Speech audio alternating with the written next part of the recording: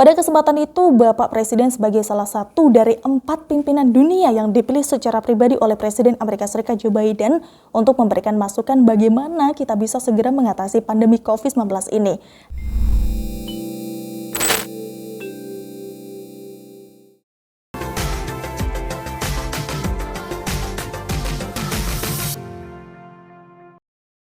Halo guys, Assalamualaikum warahmatullahi wabarakatuh. Salam sejahtera untuk kita semua.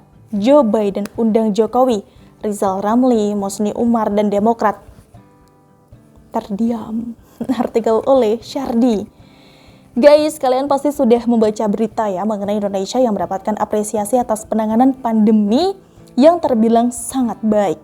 Berdasarkan data Johns Hopkins University, CSSI COVID-19 pada 12 September 2021, Indonesia ini dinilai sebagai one of the best in the world dalam menangani kasus COVID-19, guys. Indonesia berhasil menurunkan kasus COVID-19 sebesar 58% hanya dalam kurun waktu 2 pekan.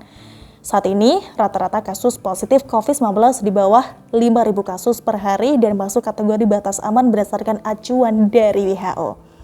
Mungkin inilah yang menjadi sebab Pak Jokowi hadir dalam Global COVID-19 Summit, guys. Keberadaan Presiden Jokowi di sana rupanya diundang secara pribadi oleh Presiden Amerika Serikat Joe Biden loh. Biden ini ingin Pak Jokowi menyampaikan masukan terkait penanganan COVID-19. Pada kesempatan itu, Bapak Presiden sebagai salah satu dari 4 pimpinan dunia yang dipilih secara pribadi oleh Presiden Amerika Serikat Joe Biden untuk memberikan masukan bagaimana kita bisa segera mengatasi pandemi COVID-19 ini, kata Menkes Budi Gunadi. Nah, selain Pak Jokowi guys, ada juga Perdana Menteri Kanada Justin Trudeau dan juga Presiden Afrika Selatan yaitu Cyril Ramaphosa. Cyril Ramaphosa, ya itu namanya. Budi menjelaskan Joe Biden menyampaikan bahwa ada 3 hal dalam pertemuan tersebut. Yang pertama ini adalah bahwa kita harus berkomitmen bersama-sama seluruh pimpinan-pimpinan negara untuk segera memvaksinasi umat manusia secepat-cepatnya guys. Bahkan WHO ini menargetkan tahun ini 40% dari populasi dunia bisa divaksinasi dan juga tahun depan 70% populasi dunia bisa divaksin, kata Pak Budi. Kedua, Biden ini juga menekankan pentingnya upaya menyelamatkan nyawa umat manusia dan mengajak para pemimpin dunia untuk bersama-sama mempersiapkan alat kesehatan. Dan yang ketiga guys, Biden bicara kesiapan membangun masa depan dan juga mengajak para pemimpin untuk membangun sistem kesehatan dunia. Sedangkan nih, dari Pak Jokowi ini juga menyampaikan 3 hal yang menjadi perhatian utama dari beliau guys. Yang pertama adalah menekankan perlunya dibangun arsitektur sistem ketahanan kesehatan global yang baru. Melihat bahwa sistem kesehatan dunia itu sifatnya tidak lokal. Nah, kemudian poin keduanya adalah mekanisme sumber daya kesehatan yang bisa diakses seluruh negara apabila dunia kembali menghadapi krisis kesehatan. Dan terakhir atau poin ketiga guys, ini adalah soal protokol kesehatan standar global. Pak Jokowi menekankan perlunya menyusun protokol kesehatan yang standar agar semua aktivitas global, baik itu transportasi, pertemuan, atau acara-acara lainnya, ini bisa diikuti standar protokol yang sama. Kemudian, seperti yang sudah kita ketahui, Pak Jokowi ini memang sudah tidak terbantahkan lagi ya guys, sangat dihormati dunia. Kinerjanya tidak perlu diragukan lagi guys. Diundang secara khusus oleh Presiden Amerika Serikat adalah sebuah bukti bahwa Pak Jokowi berhasil mengendalikan pandemi dengan sangat baik. Tapi di dalam negeri, barisan sakit hati ini tetap kelihatan menyedihkan ya, dan hidup dalam kondisi yang mengenaskan. Salah satunya adalah Rizal Ramli guys. Iya, Rizal Ramli. Di mana pada 4 Juli lalu Amerika Serikat merayakan Hari Kemerdekaan. Presiden Amerika Serikat merayakannya dengan sebuah pesta di selatan Gedung Putih yang dihadiri lebih dari 1.000 orang yang dianggap sebagai pertanda pandemi sudah berakhir di Amerika Serikat. Sebenarnya belum berakhir juga sih guys, hanya saja Amerika Serikat memang melonggarkan kebijakan pembatasan terutama setelah vaksinasi sudah masif. Negara tersebut seolah sudah kembali ke hidup normal. Acara-acara live dengan penonton sudah diperbolehkan. Bahkan rata-rata ini juga sudah tidak memakai masker guys.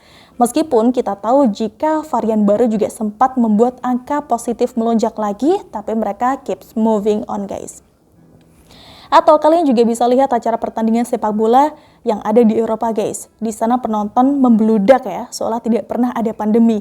Pandemi sebenarnya tetap ada guys, tapi mereka memilih untuk move on dan juga live normally.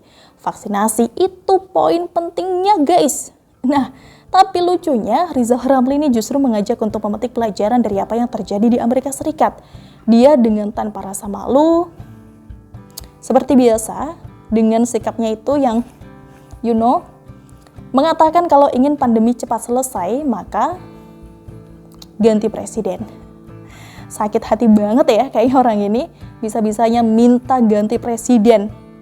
Pernah dipecat tapi masih terngiang-ngiang di otak, sampai halu minta presiden mundur segala guys.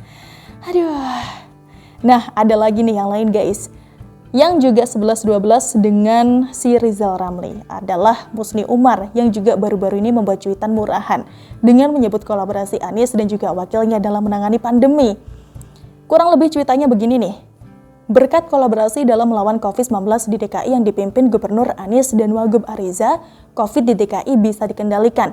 Dampaknya, ekonomi DKI Jakarta kembali bangkit, insya Allah dengan pertumbuhan yang tinggi. Gitu katanya di Twitter guys. Anies saja lepas tangan ya dan menyerahkan kepada pemerintah pusat. Tapi setelah berhasil, Musni Umar justru mengaku itu jasa Anies. Bener-bener rektor yang tidak tahu malu guys. Kalau benar itu jasa Anies, selalu kenapa Joe Biden tidak undang Anies saja? Kenapa justru Pak Jokowi yang dipilih? Apakah Joe Biden tidak tahu? Atau Joe Biden tidak takut kena azab dan diancam neraka? Ya, karena Anies memang bukan siapa-siapa guys, yang kebetulan dipuja oleh gerombolan stres dan juga tukang halusinasi. Next, selanjutnya masih ada lagi yaitu Demokrat.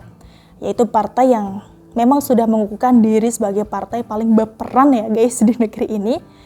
Bahkan beberapa waktu lalu Ibas juga pernah merespons melonjaknya kasus COVID-19 dan juga angka kematian yang relatif tinggi. Ia mengatakan dirinya khawatir Indonesia disebut negara atau bangsa gagal karena tidak mampu menyelamatkan rakyat dari pandemi COVID-19. Di awal-awal pandemi, Partai Demokrat menyarankan pemerintah menerapkan lockdown dalam jangka pendek, terutama di kota-kota yang paling berat terinfeksi virus corona guys. Bahkan nih ya, si Andi Arief pun juga pernah membuat sindiran yang tidak bermutu. Dia mengatakan bahwa satu-satunya kebijakan yang bisa menghentikan rantai penularan COVID-19 adalah kebijakan lockdown.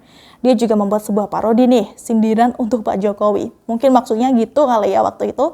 Nah, cuitannya ini kurang lebih begini nih. Saya, Jokowi Presiden RI, memutuskan upaya besar dilakukan dengan lockdown nasional 4 minggu. Pembangunan infrastruktur dan tidak mendesak ibu kota baru saya tunda. Adapun 100 juta rakyat terdampak diberikan BLT per minggu 500.000. Saya gak pelit sama rakyat. Contoh keputusan besar. Gitu katanya guys lewat Twitter. Semua nyinyiran, sindiran, dan hujatan mereka terhempas kala pemerintah berhasil menekan laju penularan hingga lebih dari 90% dan mendapat apresiasi dunia internasional. Yang nyinyir tidak lebih dari sampah busuk yang baunya hanya sebentar dan tidak perlu dianggap serius ya guys. Mereka sejatinya tukang bising yang merusak politik.